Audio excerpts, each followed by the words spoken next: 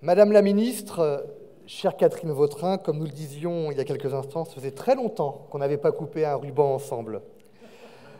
Mesdames, Messieurs les ministres, Mesdames et Messieurs les parlementaires, Monsieur le Président de la Commission des affaires sociales du Sénat, Madame la rapporteure générale de la Commission des affaires sociales de l'Assemblée nationale, Mesdames et Messieurs les représentants des associations d'élus, Monsieur le Président de la Haute Autorité de Santé, Madame la Présidente de l'ANAP, Mesdames et Messieurs les représentants du service de santé des armées, Mesdames et Messieurs les présidents d'ordre professionnels, Monsieur le Président de France Université, Mesdames et Messieurs les présidents, administrateurs et délégués régionaux, Mesdames et Messieurs les présidents de fédérations et de conférences, Madame la déléguée générale, chère Zainab, Mesdames et Messieurs, chers amis.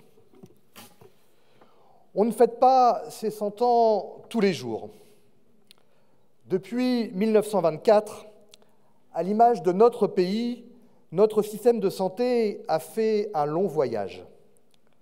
Je veux, en vous remerciant pour votre présence, avoir avec vous une pensée de reconnaissance et d'admiration pour les millions de femmes et d'hommes qui, dans la très longue histoire de l'hôpital et de la santé, se sont dévoués à leurs prochains et continuent de le faire. Et je sais que vous vous joindrez à moi pour adresser le témoignage de notre soutien aux patients et résidents de Nouvelle-Calédonie et bien sûr à l'ensemble des professionnels qui font l'impossible pour eux dans une situation extrêmement difficile. J'adresse le même message aux Mahorais qui, depuis de longs mois, pour ne pas dire de longues années, connaissent une crise sociale et sanitaire de grande ampleur. Tel Sisyphe et son rocher, ce combat pour la dignité humaine est un recommencement perpétuel. Il est celui d'une société qui affirme chaque jour que chacun de ses membres mérite une considération égale, je dirais presque sacrée. Et ce combat ne peut être que collectif. Voilà le sens de la création de la Fédération hospitalière de France il y a un siècle. Très tôt, l'ensemble des hôpitaux publics ont compris la nécessité de faire œuvre commune. Tout au long de son siècle d'existence, la FHF a su s'affirmer comme l'une des plus ferventes défenseuses d'une ambition exigeante pour notre système de santé. J'adresse un remerciement chaleureux à l'ensemble de celles et ceux, médecins, soignants, patients et résidents, directeurs et bien sûr présidents et délégués généraux successifs, qui font l'histoire de notre fédération.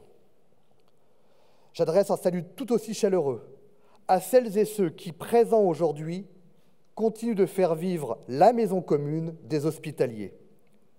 Les membres de notre convention nationale, de notre conseil d'administration, de notre bureau et de nos commissions, les présidents des conférences ainsi que l'ensemble de la communauté hospitalo-universitaire, sociale et médico-sociale, les présidentes et présidents de nos fédérations régionales, les délégués régionaux, sans oublier bien sûr les équipes de la FHF nationale. Enfin, un remerciement particulier pour un ancien président présent avec nous aujourd'hui, en la personne du ministre Claude Évin. Pour célébrer cet anniversaire, notre fédération a construit une programmation exceptionnelle tout au long de cette année 2024. Il y a quelques semaines, nous inaugurions notre exposition immersive, 100 ans au cœur de la santé, à la Cité des sciences et de l'industrie. Cette exposition veut mieux faire connaître encore le rôle de l'hôpital et du médico-social public et leurs défis. Et vous pouvez la découvrir ici, à l'occasion de cette 58e édition de Santexpo. Notre salon constitue sans conteste l'un des temps forts de ce centenaire et a l'honneur d'être placé pour la première fois sous le haut patronage du Président de la République. Cette marque de reconnaissance est d'autant plus importante que ces 3 jours exceptionnels doivent contribuer à dessiner notre avenir commun. Comme chacun le sait, l'histoire de notre système de santé et de l'hôpital public est celle de fierté collective.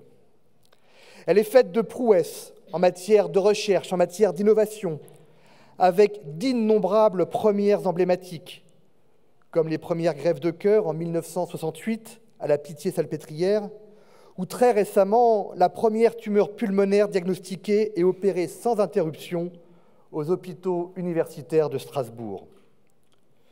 Elle est celle d'une population mieux soignée, d'une réduction immense des inégalités. Elle est celle de l'affirmation de professions médicales ou non médicales dont le savoir-faire et l'éthique sont remarquables. Et pourtant, dans la période récente, cette histoire est aussi celle d'une crise de confiance. Chaque Français est confronté personnellement ou dans son entourage à l'enjeu des retards de prise en charge. Le grand baromètre de l'accès aux soins que la FHF a présenté le 17 mars donnait quelques ordres de grandeur. Si l'activité progresse à l'hôpital public, un sous-recours aux soins considérable demeure aujourd'hui dans plusieurs disciplines essentielles de médecine ou de chirurgie lourde. Et cela, quels que soient les acteurs, publics ou privés. C'est pourquoi, Madame la Ministre, le soutien apporté récemment par le gouvernement aux tarifs des activités de médecine, de greffe, de maternité et de soins palliatifs est un choix de cohérence et de santé publique qui ne peut être que salué. Il n'est pas inutile de rappeler que pendant des années, ces activités ont été particulièrement sous-financées et qu'aujourd'hui encore, les tarifs n'en couvrent pas les coûts. Il n'est pas inutile non plus de rappeler que hôpitaux publics et cliniques privées ont tous bénéficié des financements du Ségur de la santé, comme de ceux débloqués en début d'année par le gouvernement pour soutenir la reprise d'activité. Et jamais nous avons dénoncé le soutien apporté aux professionnels du secteur privé commercial, car nous croyons fermement à la nécessité de travailler ensemble. Il n'est pas inutile enfin et surtout de rappeler que pour les activités prioritaires que j'évoquais, la hausse des tarifs en 2024 est évidemment et exactement la même pour les hôpitaux publics comme pour les cliniques privées. Oui, la situation budgétaire des établissements de santé est difficile. Elle l'est encore plus dans les CHU et les CH en raison de leur mission, ce que les chiffres vérifiés confirment année après année. Dans ce contexte, les représentants des cliniques privées ont cru bon de demander, car telle est la demande formulée, que des financements prévus pour assurer les missions d'intérêt général et la permanence des soins à l'hôpital public lui soient retirés et tout bonnement attribués aux cliniques. Est-il nécessaire de dire combien cette demande heurte les hospitaliers publics? Est-il besoin de dire combien elle est en décalage avec les priorités de santé de public et d'accès aux soins? Est-il besoin de rappeler qu'elle est formulée alors même que les hospitaliers seront mobilisés tout l'été avec fierté et sans fermer leurs portes un instant pour accompagner les Jeux Olympiques de Paris? Dans ce débat, comme dans tous les autres, la FHF continuera d'exprimer une voix ferme, sérieuse, mais respectueuse de tous, avec à l'esprit le mot de Talleyrand, suivant lequel tout ce qui est exagéré est insignifiant. J'évoquais la crise de confiance. Y répondre suppose de décrire la réalité telle qu'elle est et d'agir en conséquence. Aujourd'hui, cela implique de fixer des priorités en fonction de l'état de santé de la population. Cela suppose de mettre en œuvre des mesures concrètes. C'est par les preuves et les résultats que nous renouerons avec la confiance. Bien sûr, la prise de conscience qui a suivi la pandémie de Covid-19 a fait bouger les lignes.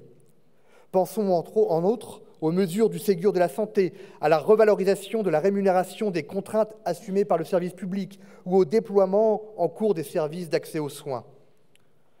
Ces mesures étaient nécessaires et doivent être saluées franchement. Mais il faut aussi dire qu'elles sont venues corriger un retard ou des erreurs qui n'avaient que trop duré et que beaucoup reste à faire.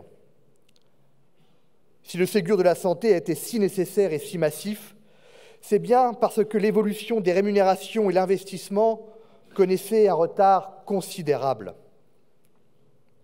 Si bien qu'aujourd'hui, ensemble, nous devons relever un double défi. D'abord, il faut traduire jusqu'au bout les impulsions données et les engagements pris.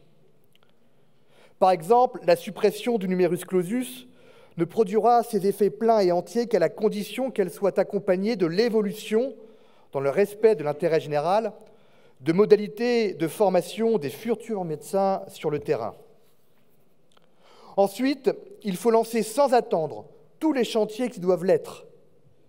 Personne ne doit entretenir l'illusion que tous les sujets importants auraient été traités ces dernières années. Au contraire, la santé doit être, comme les Français le demandent, une priorité absolue pour les années à venir.